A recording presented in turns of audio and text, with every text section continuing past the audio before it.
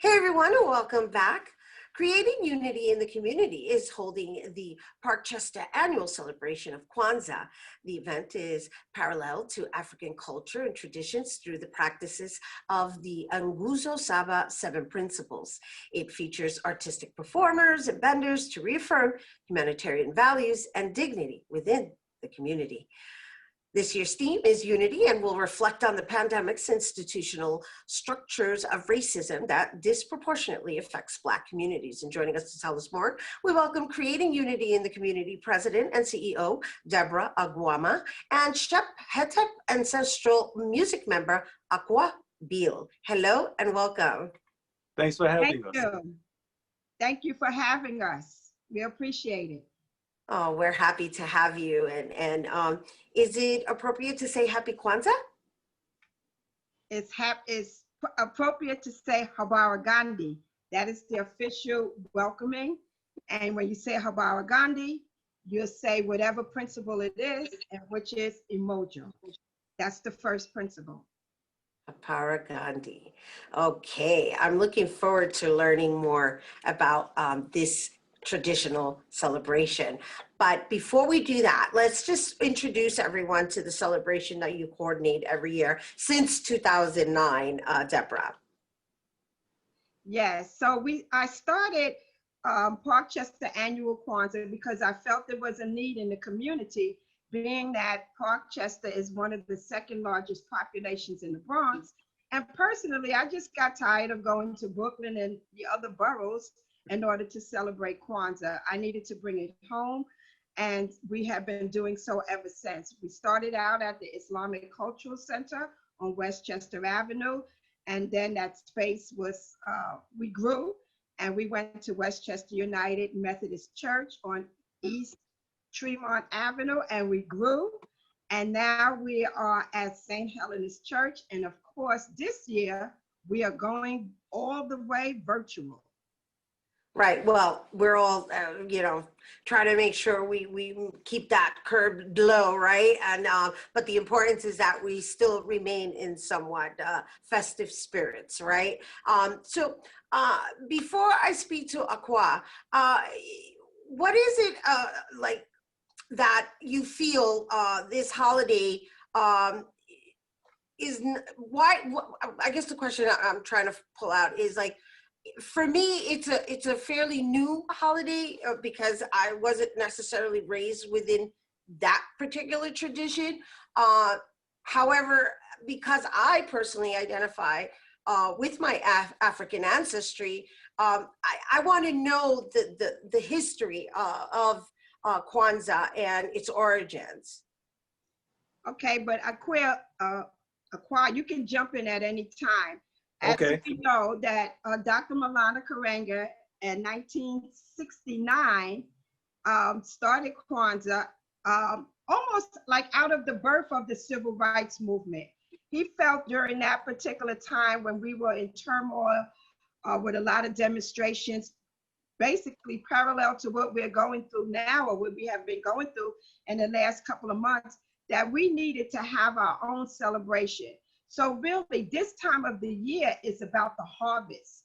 And he chose Kwanzaa because most people in Central Africa that speak Swahili celebrates Kwanzaa, and they have been for hundreds of years.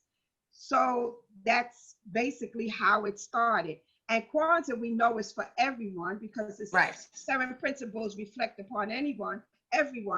And the Museum of Natural History is one of the largest Kwanzaa celebration here in the metropolitan area, which thousands of people come from various backgrounds in celebration. Beautiful, thank you. And so now you can elaborate further, Aquah, because you have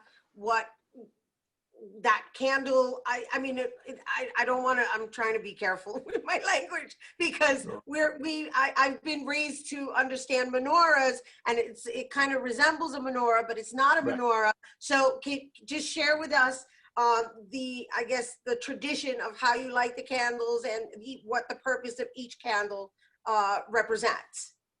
Well, as Debra said, Kwanzaa came to be through Maulana Ron Karenga, who took elements from different African societies and wove them together based upon the commonality of those elements.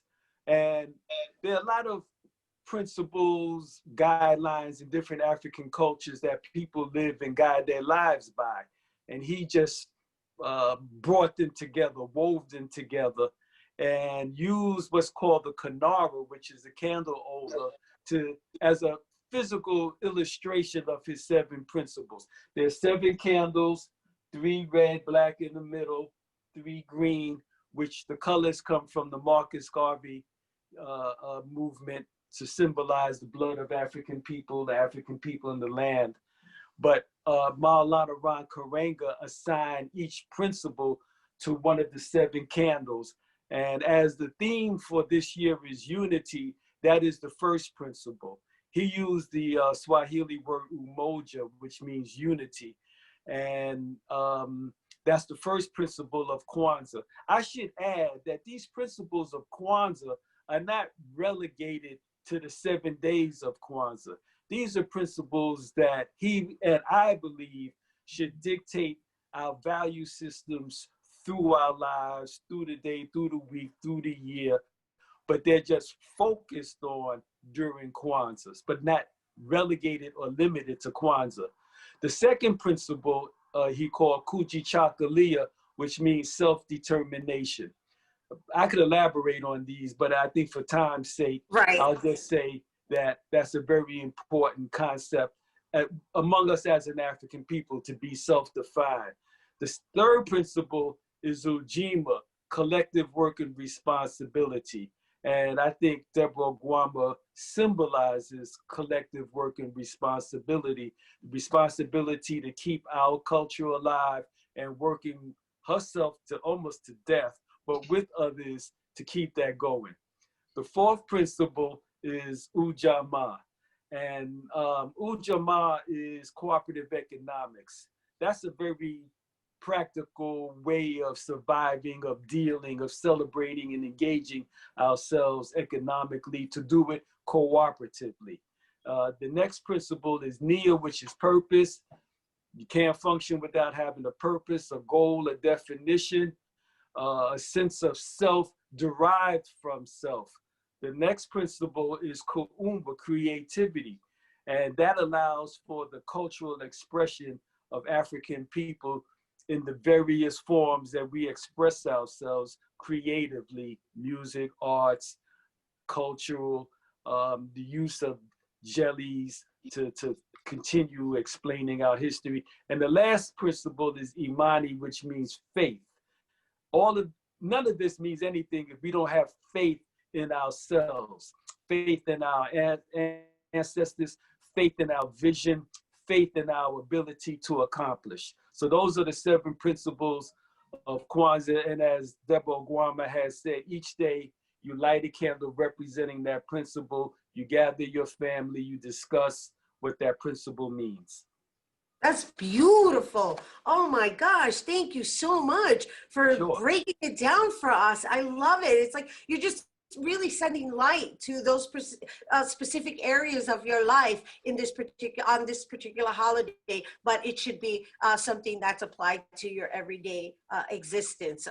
Wow, how beautiful.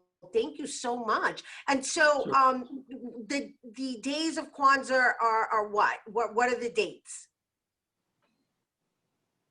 When Kwanzaa begins, what are those days? Those 7 principal days, are they any particular dates within the month of December? December the 20th. It starts off December the 26th, and it ends on January 1st. Wonderful. And then you are actually having a celebration that is going to invite everyone to participate in Kwanzaa, December 26th, correct? Yes, we're having ours here in Parkchester, which will be December the 26th from 4 to 8 o'clock. And we will be on Zoom, Facebook, and YouTube.